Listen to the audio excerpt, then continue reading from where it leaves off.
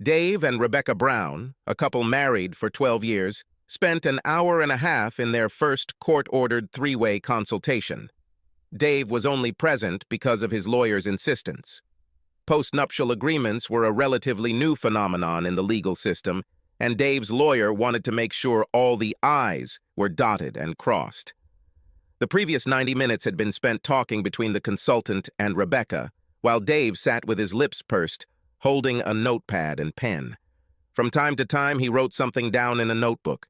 Rebecca's pleas touched the heart of seasoned counselor Jenny, who was also impressed by the way Rebecca accepted all the blame, allaying any fears Dave had that her infidelity meant he had failed her in some way. Rebecca also avoided many of the bullshit excuses that people in her situation inevitably come up with. Jenny was glad that Rebecca followed this approach, since it was Jenny who had recommended this approach when they met for a solo session 3 days before. Rebecca finally fell silent. The only sounds in the room were the faint ticking of the analog clock on the wall to their side and the scratching of Dave taking notes on a notepad on his knee. Jenny let the silence linger. Experience has taught her that most people like to fill the gaps in uncomfortable situations. 1 minute, 2. Jenny looked at Rebecca, who opened her mouth as if to say something. Jenny shook her head slightly. Rebecca heeded the subtle sign and closed her mouth. Jenny decided to give Dave 1 more minute. If he remained silent, Jenny was going to suggest that Dave seriously think about what his sincerely repentant wife was going through and educate him on general statistics. Far from being once a cheater, always a cheater, those who were caught cheating and witnessed the devastation it caused to those they cared about often became incredibly loyal. She waited. Dave stirred, a slight smile playing on his face. Okay, Jenny thought, and the corners of her mouth lifted into a half-smile. It was usually better if she could get the injured party to voluntarily contribute rather than force them to do so. Well done, Rebecca. I'll give you 9 out of 10 for this. Jenny's smile disappeared. She was embarrassed, and judging by the look on Rebecca's face, she was embarrassed too. Jenny came to her senses first. So, Mr. Brown, there is no need to be rude. Your wife has exposed her innermost parts here. As you know, I met with her privately earlier this week, and she is truly humiliated that you caught her doing this and very devastated by the pain she caused you. As she said today, her colleague was an experienced Lothario, and she simply wasn't strong enough to resist his advances. I can assure you that with both of your blessings, if you forgive her, I can work with her to give her the strength and knowledge enough to ensure that this never happens again. Dave just sighed. They say that you can lead a horse to water, but you cannot make it drink. I don't take the hint, Mr. Brown. Are you saying that your wife can't learn to protect herself and therefore your feelings in the future? No, not at all, Miss Parkinson. I meant, how long did you study at university? 4 years? Actually, 6. I finished my master's degree. 6 years, yes, and you've obviously learned everything, damn it. Offended, Jenny straightened up. Excuse me, Mr. Brown, that was rude and completely inappropriate. Do you think so? Anticipating further protests, Dave pulled an electronic device from his pocket and pressed a button. Rebecca's voice came from the device, begging for forgiveness. She swore it was a one-time mistake and that he, Dave, could take it to the bank. They listened as she admitted how much she had hurt him and how hurt she was that she had caused him so much pain that she had witnessed. And then Jenny's indignant voice interrupted loudly. Do you understand how unpleasant and inappropriate it is to record our session? Not only is it unpleasant, but I believe that it is completely illegal in this state to record someone without their approval and consent, and I certainly do not intend to agree with that. It's okay because Margaret agreed. Jenny was too angry and embarrassed to notice that Rebecca had just lowered her chin to her chest and was successfully imitating a beetroot. Jenny couldn't remember when she had been more offended. Who the hell is Margaret? She was our consultant 2 years ago when I last caught Rebecca cheating. It was recorded then. My wife is a convincing bitch, isn't she? She fooled me then, that's for sure. Rebecca continued to look at the floor at her feet. Dave watched with satisfaction as he and Jenny engaged in a silent competition to see who could blush the brightest. Annoyed, Jenny reflected on how thoroughly she had been fooled by the experienced cheater. Perhaps her embarrassment was assuaged by the realization that the reason Rebecca was such a convincing liar was because the first person she convinced with her bullshit was Rebecca herself. Dave took the embarrassed silence of both women as an opportunity to end this farce. Just so there is no doubt, Rebecca, I will fully honor the terms of the marriage agreement you signed 2 years ago. And this means that you leave my house with only your personal belongings, while leaving behind all the jewelry that I bought you, including the 2 rings that you are wearing now. Dave paused, allowing himself to replay his previous sentence in his head with satisfaction. In a way, I suppose I should thank you. If I had divorced your ass 2 years ago, the courts would have given you half of everything, and now you won't get anything. And the only cost was that I had to swallow my pride for a while. Don't worry, you didn't hurt me too much this time. Despite what a good counselor says, deep down, I think I knew you would cheat again, and that's why I never became truly emotionally invested in our relationship again. Rebecca was silent, staring at the floor. The depth of the punishment and loss still hadn't sunk into her. Jenny, embarrassed by her naivety, shuddered at the cold dispassion with which Dave behaved.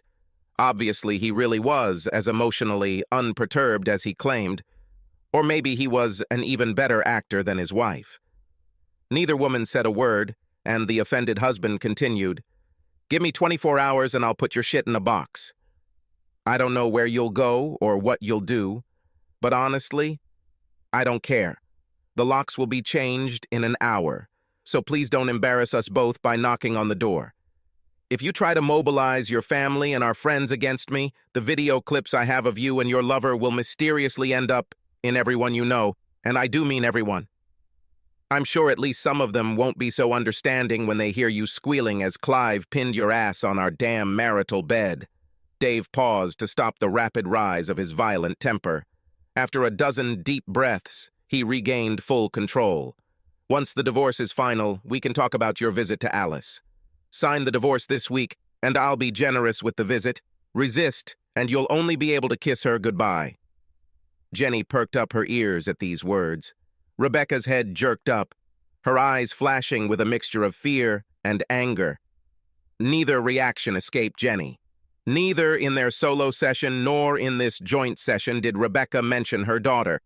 But at the time, she seemed like a typical 21st century narcissist, as self-centered as a spinning top, so focused on what she could lose that everything and anything else faded into the background. Jenny looked back and saw the pain on Rebecca's face as she finally found the words. But, you can't take my little girl away from me. She needs me. I can't live without her." The unbearable pain that Rebecca felt from the words of her soon-to-be ex-husband was written on her distorted features. Jenny thought, if only these idiots had thought about all the consequences of their actions before committing their various crimes, I would be out of a job. She reached out and placed her hand on Rebecca's, hoping to keep her from completely breaking down. Having shown himself to be an emotional dead fish in the eyes of the consultant, Dave spoke completely calmly. "Maybe you should have thought about that before you were, quote, unquote, seduced by an expert. All this is clearly stated in the contract. It says if you screw up again, you'll lose everything, including custody of Alice. But she needs me." "Bullshit, Rebecca. She's 13 years old. I will do everything just as well as you. In any case, this is not the place to air our dirty laundry. You cheated, I took you back, you signed a contract after the wedding, and promised never to stray again. I suspected something was wrong, conducted an investigation, and again caught you playing the fool. Don't commit a crime if you can't handle the consequences, isn't that what they say?" Dave stood up and looked down at his soon-to-be ex-wife, who by this point was kneeling on the floor, her hands clasped in supplication, tears streaming down her face. The anguished expression on her face showed everyone in the room that, perhaps for the first time in this whole sordid affair, she actually felt remorse. The consequences of her impulsive actions were finally becoming clear. Gathering her last strength, Rebecca made a short dash. "You won't take my Alice. I will fight you every step of the way." The consultant stood as a helpless witness to the grin that appeared on Dave's face. "Please do it, slut."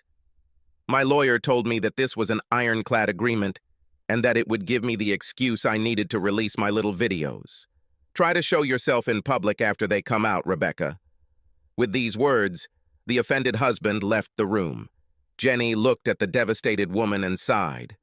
She better start now if she wants to prevent a complete mental collapse here, especially if the aforementioned contract is upheld in her husband's favor after the wedding. Having your daughter taken away from you must be every mother's nightmare. She leaned towards the sobbing woman. Dave Brown sat in his car until the adrenaline wore off and his breathing returned to normal. Then he drove home through the supermarket and liquor store, buying a bottle of bourbon for himself and a nice piece of fish for his and Alice's dinner. Salmon was her favorite. Tonight was the beginning of a new stage in their life together. What he did tonight was important. He paused with his hand on the front door knob, determined to stick to his normal routine as best he could, for Alice's sake. Pushing open the door, Dave Brown spoke in a loud voice, well aware of the growing deterioration of Alice's hearing. "Alice, walkie-talkies!" An elderly terrier dog jumped out of its basket and, wagging its tail so hard that its back paws skidded on the floorboards, came to greet its owner. Subscribe to our channel so that your second chaff doesn't cheat on you, and go ahead and listen to the next story, because this story is nothing compared to the next one.